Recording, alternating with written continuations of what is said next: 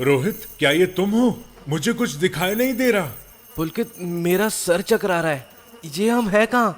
और ये कैसी अजीब सी बदबू है यहाँ। उन्होंने हमें बेहोश कर दिया था और यहाँ उठा लाए। ये तो वैसे ही कपड़े पहने लोग हैं जैसे उस इंसान ने पहन रखे थे जो हमें बालकोनी में घूर रहा था। उस भैंसे जैसे पहलवान ने भी ऐसे ही कपड़े पहन रखे थे। अब शक की कोई गुंजाइश नहीं है।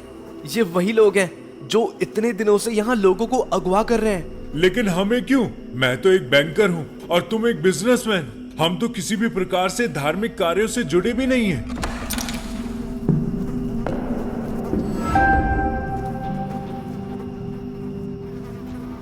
क्या क्या चाहते हो तुम लोग हमसे? कौन हो तुम लोग? मुसाफिरों, स्वागत है तुम्हारा हमारे छोटे से कैद खाने में। मुझे यकीन है मेरे साथियों ने तुम्हें ज्यादा परेशान नहीं किया होगा। क्या चाहते हो हमसे? कौन हो तुम? ठीक है, फिर से वही सवाल। तो सुनो, हम चाहते हैं तुम्हारी मौत।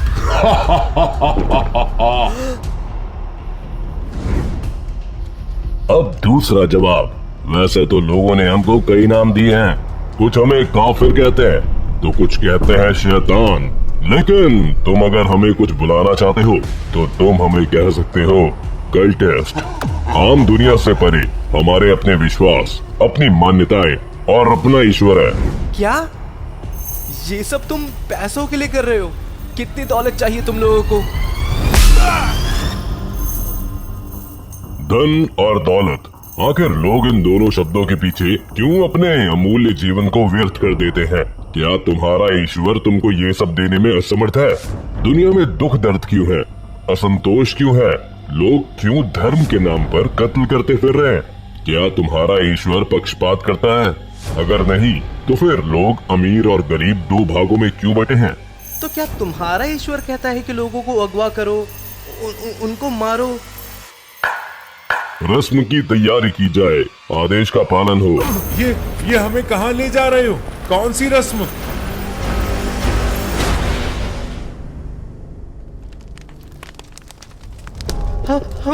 हमें जाने दो। हम बेगुनाह हैं। हमने तो कभी तुम्हारे ईश्वर के बारे में भी कुछ नहीं कहा। हमें बख्श दो। हमारा ईश्वर कहता है कि काफिरों को जिंदा मत छोड़ो। जब हमारे प्रभु धरती पर आएंगे तो सबको उन्हें मानना पड़ेगा, और जो ऐसा नहीं करेगा राख में मिल जाएगा। अपने ईश्वर को इस धरती पर लाने के लिए हमें कुछ कुर्बानियां देनी होंगी। तुम्हारा जीवन आज सफल हो जाएगा।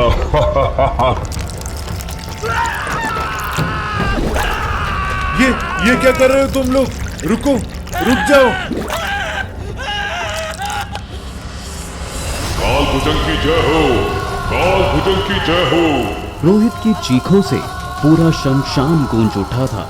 उसके शरीर से चमड़ी धीरे धीरे गलकर अलग हो रही थी। अब सूली पर रोहित नहीं बल्कि उसका कंकाल लटक रहा था। रोहित! चिंता मत कर, 2 घंटे बाद तेरी बारी है। तुझे आज सारे दर्द, सारी चिंताओं से मुक्ति मिल जाएगी।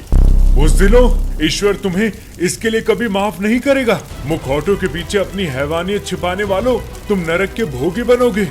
ओह, इसका मतलब तुम्हें मेरे नकाब के पीछे का चेहरा देखना है।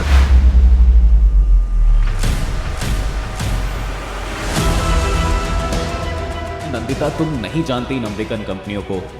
मनाली में हमारी कंपनी की नई ब्रांच खुली है, इसलिए 1 हफ्ते के लिए वो मुझे वहां का काम देखने के लिए भेज रहे हैं। हम मरने वाले की अंतिम इच्छा जरूर पूरी करते हैं। विक्रांत, तुम?